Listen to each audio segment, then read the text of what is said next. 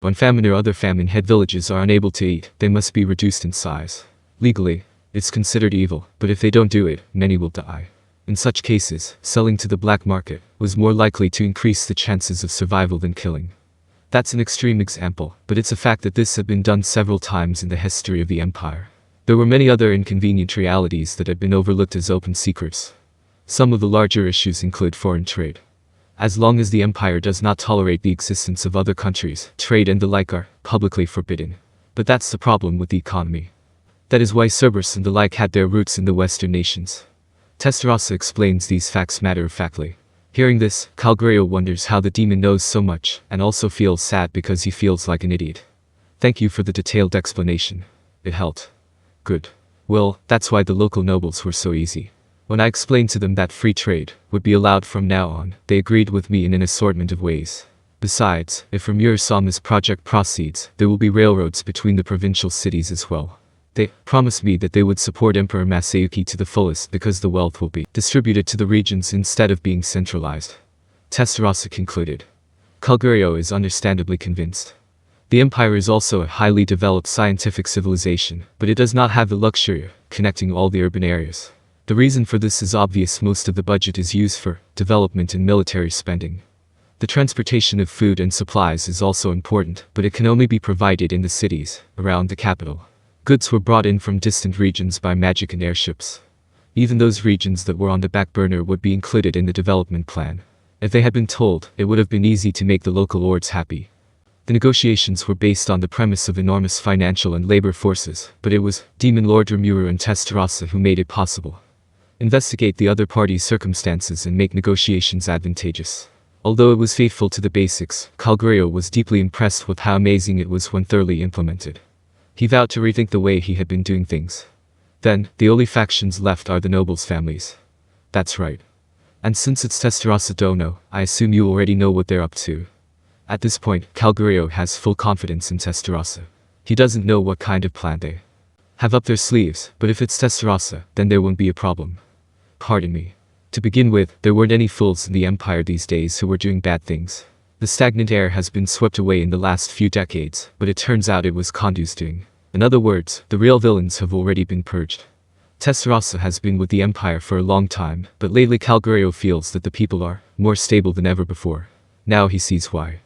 The spiteful evildoers were gone. The only ones left now were the secret societies that were considered a necessary evil, and the petty villains that could be left alone. Then, how do you suggest them to persuade the nobles? There is a meeting this afternoon. That's how we're going to settle this, so I hope you'll join us. It was definitely in order. Originally, he was supposed to be a collaborator, but Calgurio had no complaints. He nodded at Tensura's words in the face of a clear difference in ability. Only 4 people meet in the reception room. The host, Prime Minister Minutes. Calgurio, the Minister of Military Affairs.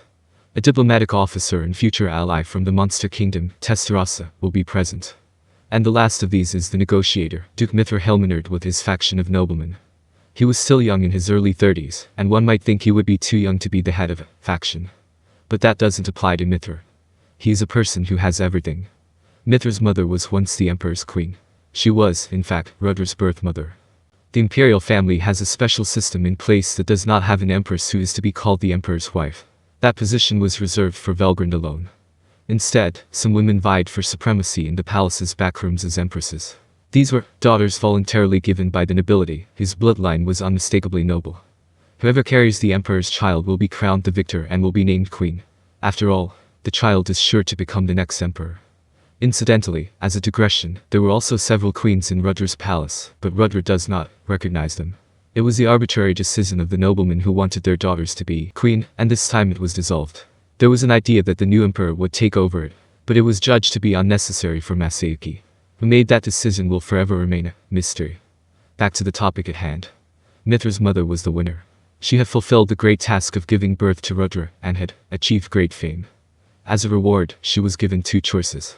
She could remain in the palace and allow Rudra to grow into a man of her own choosing, or she could marry into a family of her choice with an enormous sum of money. The emperor's treatment of his birth mother is of the highest order. She had a great deal of say in the matter and would not be despised even if she had left the palace.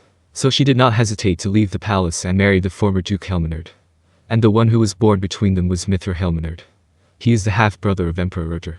His unwavering authority alone was enough to bring all around him to their knees. The mask of cruelty intimidates all who see it.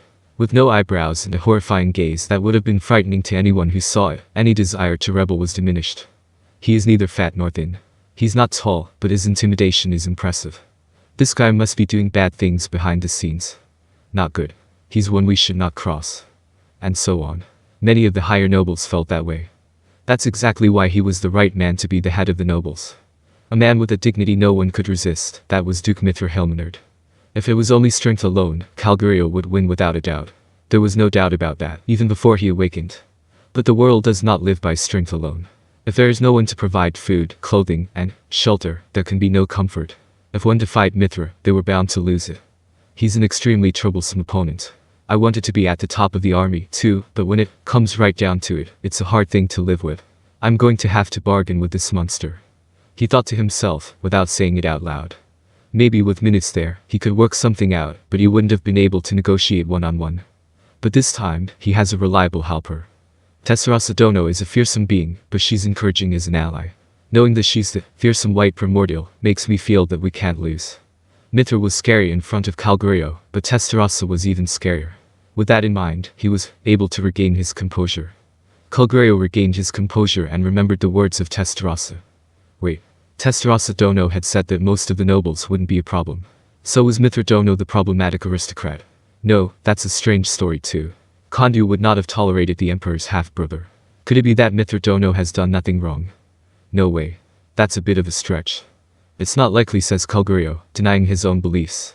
Mithra is feared by all because he is untouchable and evil. A man who makes one think they are nuisance cannot be an ordinary person. Then the hands of the clock struck the hour. A loud ringing of the bell sounded. It was a signal for the meeting to begin. The rogues who seek to usurp the throne. Shall I ask you why you have summoned me? That magnificent question belongs to Mithra. Minutes takes it softly. Please wait, my lord. That's a misunderstanding. What is this misunderstanding? Isn't it true? We have followed the official procedure according to the imperial code of ethics. Therefore, I would ask you to withdraw the word usurpation. I will vomit. Don't let it go to your head just because you've got Velgrynd Sama on your side. No way. Minutes denied it out loud. Even the calm Minutes couldn't help but be overlooked. Yes, it's really outrageous, and even Calgurio is upset. Certainly, to an outsider, it would seem that Velgrynd has sided with them. But that's a big misunderstanding. Rather, it's the opposite. He is only keeping the peace by currying favor with Velgrynd. Words and deeds can get one killed, but that's no longer the case with Velgrynd. This country might really disappear. It's not an exaggeration or anything, but it really could disappear from the world. It all depended on Masayuki's mood. It's a good thing that Masayuki was a kind person, but he shuddered to think of what he would have done if he had been a selfish person. Mithra Dono, Minutes is correct. Although Velgrynd Sama is an ally of His Majesty, she is not an ally of the Empire. If it is His Majesty's wish, she would have no hesitation in destroying the Empire. That's right. That one actually said that if it would be a burden His Majesty Masayuki, then she'd let the country be burned to the ground. We must never offend her. You expect me to believe that? No, it's no wonder you can't believe it, so we would like to hear your opinion. Kekiki, are you ruling over the Empire, or are you hostile? That's wrong. What? Mithra asks irreverently, and Minutes denies it immediately. Then he goes on to say what he really thinks. Okay. I don't want this to come out, but I want you to know what I'm really thinking, sir. That's why I'm telling you. You're going round in circles. If you want my opinion, then just tell me. Then, let's start with the question first. Mithra, my lord, do you want to rule the Empire? Or do you want to work hand in hand with us? What? The question from Minutes was unexpected, even for Mithra. Just as he had been bracing himself for the kind of negotiations that were about to unfold, it sounded as if they were willing to surrender control of the Empire to Mithra. In fact, that perception was correct. Minutes himself had been forced to accept the position of Prime Minister by chance. If Mithra wishes it here, he was willing to give it up. His first priority was to stabilize the Empire. And now that this was largely accomplished, it was Minutes' opinion that there was still room for change in terms of how the political system would be structured in the future. Calgurio is also aware of Minutes' thought process. Indeed, he is willing to help unite the imperial nobility. If I turned it over to Mithra Dono here, he would not have made a mistake, but that would be unfair, wouldn't it, Minutes? That's why his younger brother will resent him, Calgurio thought to himself, gritting his teeth. You'd even give up your position as Prime Minister to me. Thank you for being so quick to understand. Now may I tell you what I think? I'm listening. Mithra, perhaps sensing a lack of information, reluctantly nodded his head. In response, minutes began to speak. The basic premise is that Masayuki himself did not want the position of emperor. But if he left the empire unattended here, political unrest could cause a great deal of confusion. There was also an unknown enemy, and leaving that unattended would put everyone in trouble. Therefore, the Monster Kingdom and the Dwarven Kingdom welcomed Masayuki to become the emperor. Velgrynd only obeys the will of Masayuki. It means that if Masayuki does not become emperor, she will easily abandon the empire. Even without Velgrynd's help, the loss of the Dragon Guardian's blessing is a big problem. If that was the case, then it was in the best interest of the people of the empire to have Masayuki on the throne at all costs. As I said before, His Majesty Masayuki himself feels that the imperial throne is a burden. I'm sure he wouldn't mind having someone else to do the honors for him, rather he would be welcome to it. Minutes concluded. I see, and Mithra was convinced. He understood that all that mattered was Velgrynd's mood. If he does not keep Masayuki on the throne, even Velgrynd will leave the empire. If so, it certainly doesn't matter who is in politics. Rather, it is in the empire's best interest to not bind Masayuki. It is Demon Lord Rimuru-sama's intention to build a good relationship with Masayuki-sama. If Masayuki-sama is to be emperor, he will provide as much support as possible. So, I hope you understands that saying usurpation of the throne is out of line. With a bewitching smile, Tensura also joined in. Of course, this information was already known to Mithra. It is also known that Demon Lord Rimuru did not demand great reparations from the empire that was defeated in the war. Demon Lord Rimuru's goal is also to ensure future friendship. If so, Mithra himself thought that there was no room for doubt in Tensura's statement. Then what was the right thing to do? There were two options. But he doesn't necessarily have to choose one or the other. If there's another way, he's free to choose it. However, Mithra seems to have given up halfway, thinking that it would be difficult to win.